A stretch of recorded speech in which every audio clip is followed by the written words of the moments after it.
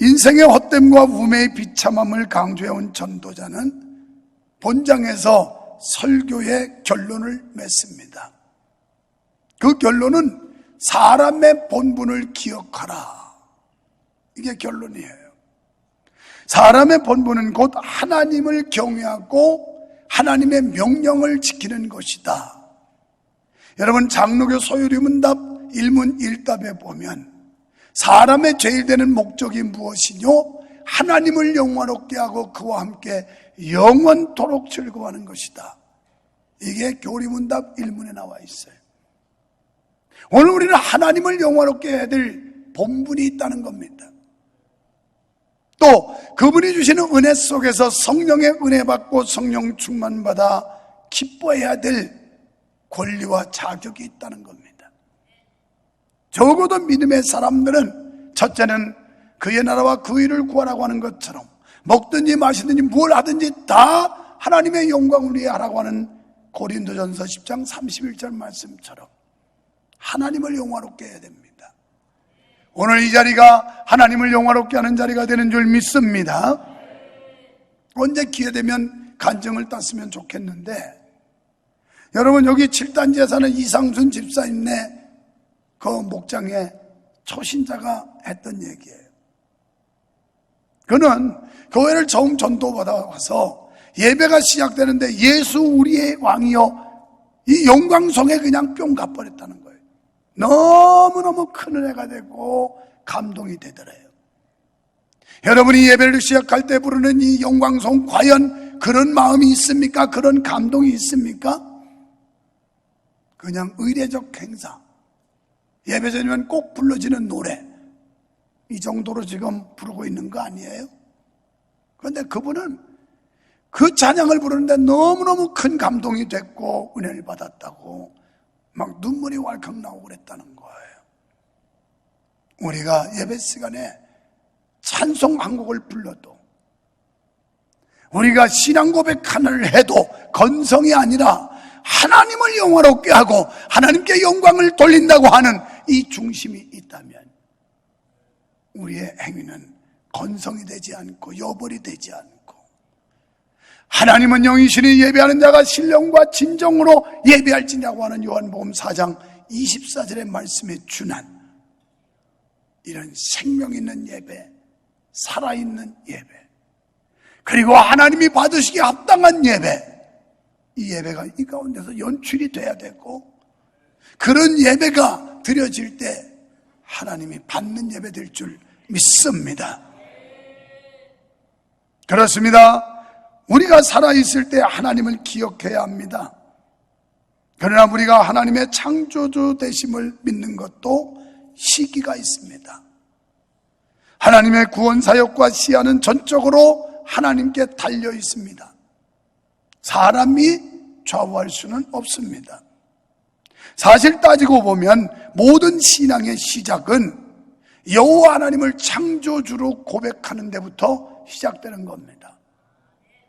여러분이 이곳에 나오셔서 우리의 예배를 받으시고 우리의 찬양을 받으시고 우리의 기도를 들으시는 하나님이 창조주라고 하는 고백이 없다면 그 예배는 무의미한 예배고, 또 하나님과는 상관이 없는 예배일 수밖에 없습니다. 그래서 우리는 예배가 시작되면서 사도신경 신앙을 고백합니다. 저는 매일같이 사도신경을 고백합니다. 침대에서 눈을 뜨면 첫 마디가 주여 감사합니다. 주여 오늘도 도와주시옵소서. 그리고 고백하는 게 사도신경이에요. 전능하사, 침대 내려오기 전에 침대에 걸쳐 앉아서 전능하사, 천지를 만드신 하나님 아버지, 창조주 하나님, 그 외아들 예수 그리스도, 그를 내가 믿사오며 이는 성령으로 잉태하사 동정녀에게서 탄생하셨다. 오늘 우리의 예배를 받으시는 하나님이 창조주이시고 그분은 전지전능하신 분으로서 동정녀에게서 예수가 탄생하게 하실 수 있는 분이고, 죽은 지 사흘 만에 부활의 능력을 주실 수 있는 분이 하나님이라는 고백과 이 믿음이 있어야 이게 진정한 믿음이라는 말입니다. 이런 면에서 전도자는 결론을 내리면서 하나님의 창조주 되심을 기억해라. 너희가 믿는 그 하나님이 창조주라는 사실을 믿어라, 고백해라. 여기서 하나님이 창조주라고 하는 말씀은 우리는 피조물이라는 거예요. 결국 하나님은 절대자요, 전능자요, 전지하신 분이지만 우리는 피조물이라는 겁니다. 그런데 모든 것이 잘되고 혈기왕성할 때는 하나님의 창조주 되심을 인정하지 않습니다. 그리고 자기 고집대로 살 때가 많습니다. 수요난 예배를 인도하고 오후에 몇 가정 신방을 하고 돌아오는데 이 사거리에 신호등을 딱 대기하는데 거기서 배달 오토바이가 싹 가더니 앞에 끼었어요. 그런데 거기에 뭐라고 써있냐면 상호가 내 생각대로, 이걸 내 생각대로, 신호가 빨간불이든지 파란불이 상관없이 그래서 생각대로 가나 봐요. 내가 그걸 보고 자동차에 같이 앉아있는 신방대원들에게 내가 그랬습니다. 저 말을 바꾸면 무슨 말일까요? 제멋대로. 그래서 제멋대로. 오늘 하나님의 생각대로, 하나님의 뜻대로, 하나님의 말씀대로 사는 게 아니라 제멋대로 생각하고 제멋대로 행동하고, 오늘 우리 내 생각대로 제멋대로 살고 있지 않습니까?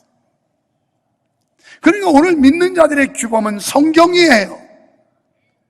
믿는 사람들의 규칙은 성경이에요.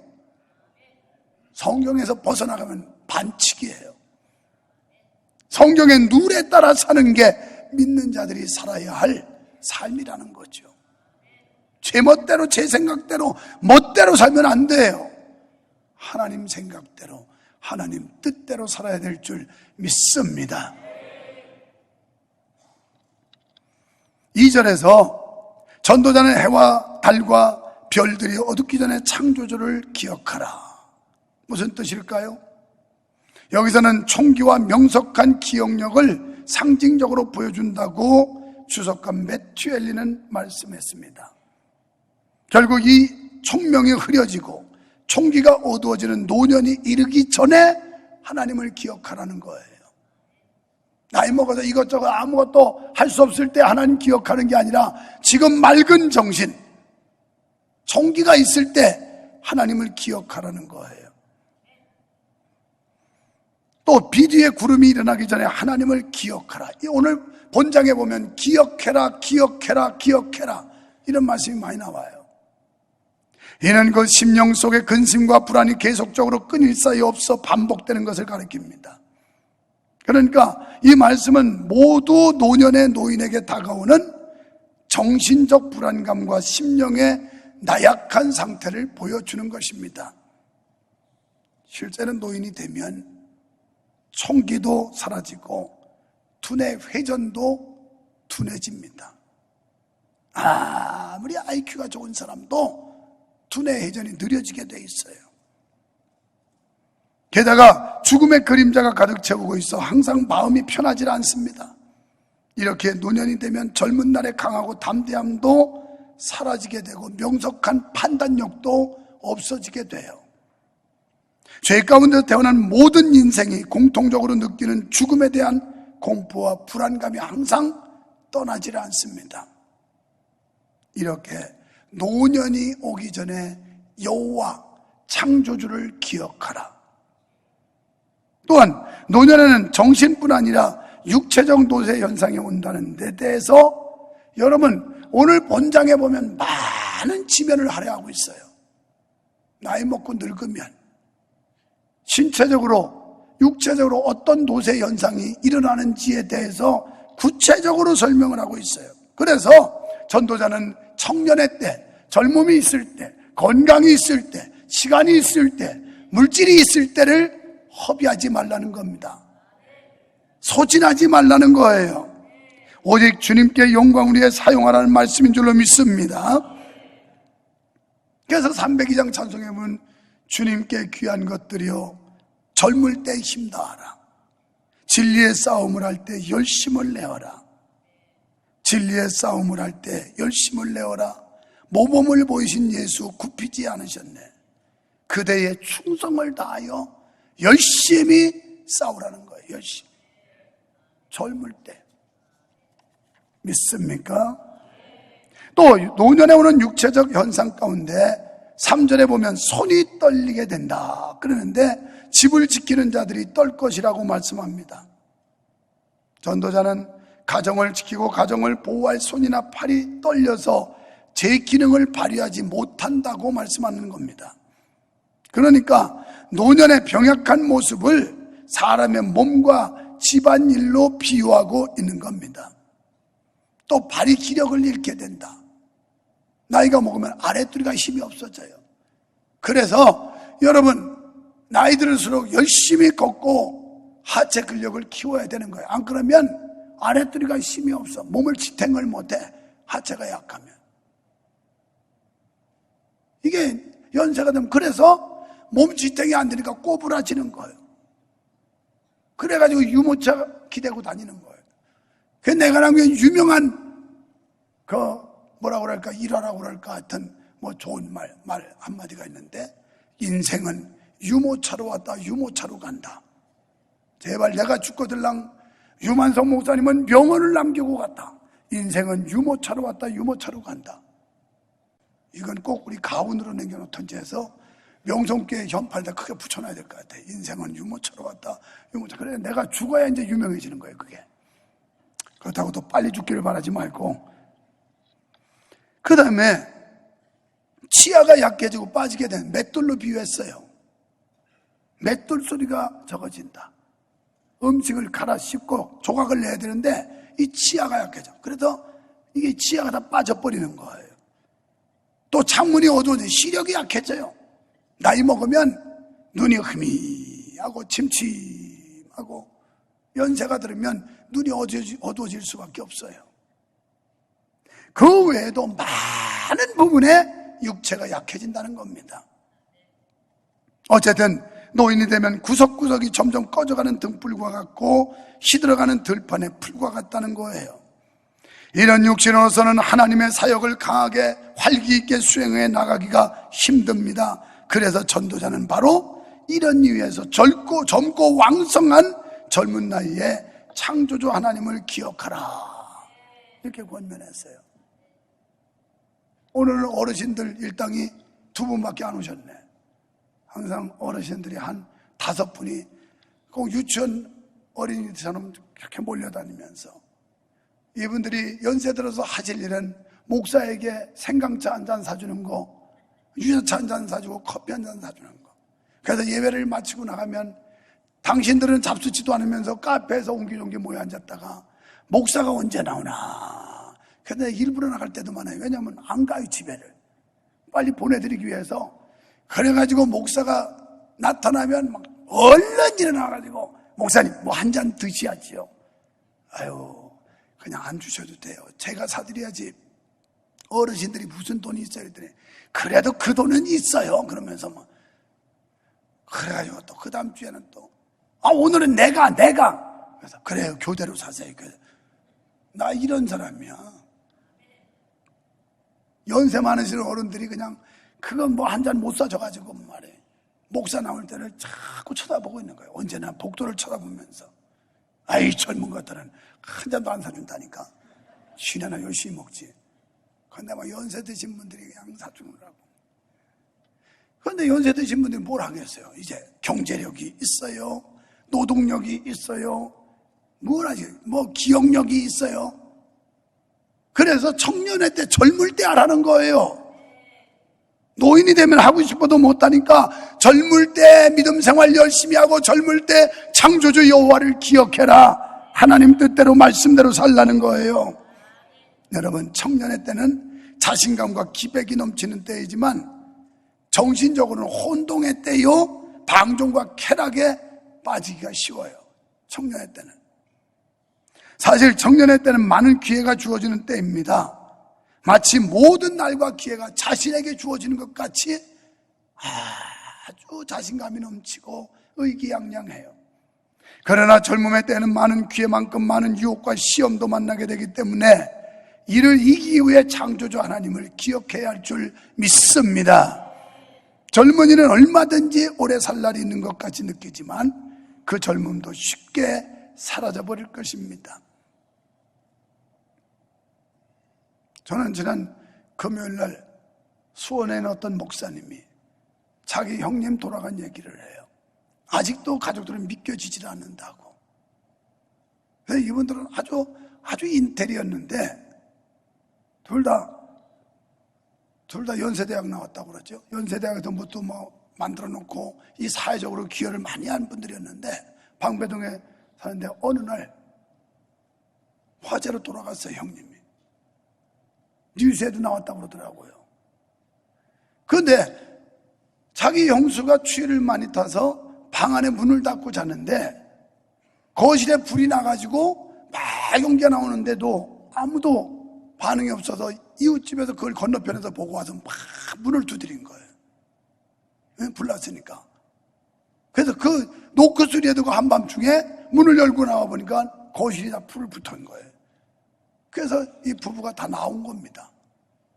나왔는데 자기 형님이 중요한 무슨 소리가 있었는데 또 다시 들어간 거예요. 그걸 들어갔다가 연기로 지식했고 119가 나와서 모시고 나올 때만 해도 의식이 다 있었는데 병원에 갔는데 심폐소생술을 했지만 그냥 죽었어요. 믿겨지질 않는다는 거예요. 74세에 멀쩡했던 분들이, 그리고 사회공헌도 많이 했던 분들이 그렇게 갑자기 형님이 돌아가니까 형제들이 믿겨지질 않는다는 거예요. 이렇게도 가는 거예요. 까불지 마세요. 나는 뭐 젊으니까, 내가 1년에 한 번씩 종합검진 체크하고 있으니까, 나는 그리고 트레이닝을 열심히 해서 체력 단련하고 있으니까 나는 끄떡없어. 착각하지 마세요. 배터리 터져서 불나서도 죽어. 실감이 나요? 뭐 그렇게 극단적인 얘기만 하냐고. 이 외에도 수많은 일들이 우리의 생명을 위협하고 있어요. 언제 내 개인의 종말을 맞이할지 여기 아무도 몰라요. 오늘이라도 내일이라도 주님이 주신 생명의 수완이 끝나면 가는 거예요. 그래서 젊음 있을 때, 건강 있을 때, 물질 있을 때 주님을 기억하라는 거예요. 뭐 기억은 앉아가지고 묵상만 하라는 거겠어요? 여호와를 기억하고 그분의 뜻대로 그분의 영광을 위해서 쓰임받고 사시라는 거예요.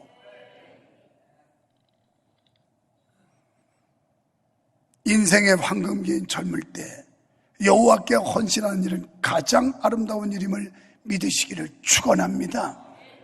지금까지 자신의 파란만장한 인생 경험을 토대로 인생의 참된 가치를 궁구해온 전도자는 일의 결국을 다 들었으니 하나님을 경외하고 그 명령을 지키는 것이 사람의 본분이니라, 이렇게 결론 내려요. 이 본분이라는 전부다, 이런 얘기예요. 사람이 해야 될 모든 도리다, 이게 목적이다, 이런 얘기예요. 본분이니라, 단언한 뜻은 그 뜻입니다.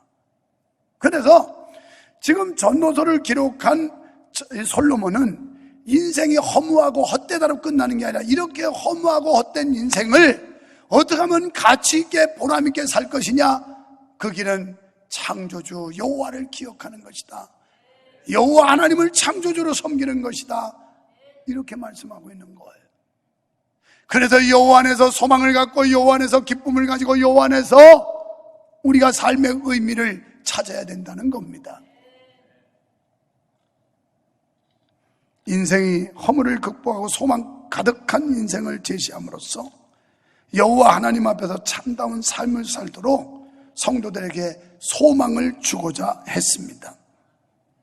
특별히 우리는 본문 가운데서 하나님의 심판을 볼 수 있는데요, 하나님의 심판은 모든 사람들에게 예외 없이 온다는 거예요.